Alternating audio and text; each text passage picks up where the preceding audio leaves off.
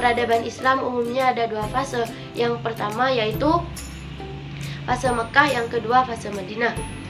Langsung saja, pada fase Mekah ini diantaranya meliputi yang pertama metode dakwah Nabi Muhammad SAW, yang kedua konten dakwah Nabi di Mekah, yang ketiga yaitu bentuk-bentuk penolakan dakwah Nabi Muhammad SAW, dan yang keempat faktor-faktor penolakan dakwah Nabi Muhammad SAW. Nah, langsung saja yang pertama yaitu metode dakwah Nabi Muhammad SAW secara sembunyi-sembunyi, yang kedua yaitu secara terang-terangan di dalam Mekah, dan yang ketiga secara terang-terangan di luar Mekah. Selanjutnya konten dakwah Nabi di Mekah itu ada dua. Yang pertama pendidikan tauhid baik dalam teori maupun praktek, yang kedua yaitu pengajaran Al-Quran. Selanjutnya bentuk-bentuk penolakan dakwah Nabi Muhammad SAW ada tiga. Yang pertama yaitu secara lunak, maksudnya hanya penolakan saja. Yang kedua semi lunak, penolakan yang disertai dengan memfitnah Nabi. Yang ketiga yaitu sudah mulai kasar atau dengan perlakuan fisik. Selanjutnya faktor penolakan dakwah Nabi Muhammad SAW karena yang pertama bidang politik kekuasaan, yang kedua sosial atau persamaan derajat sosial, yang ketiga agama dan keyakinan, dan yang keempat budaya taklid kepada nenek moyang, yang kelima yaitu ekonomi.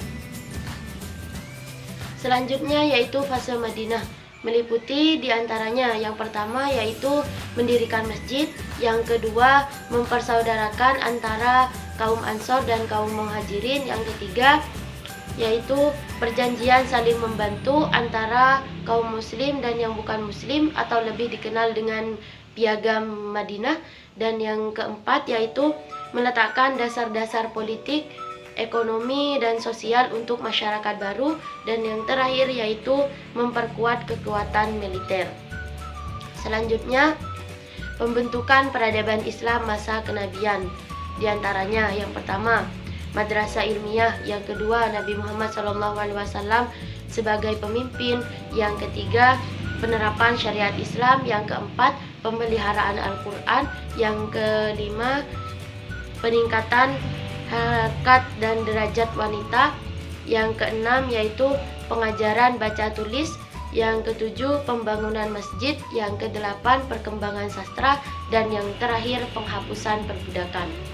Jadi dapat disimpulkan menurut saya peradaban Islam masa kenabian ini banyak mengalami kemajuan.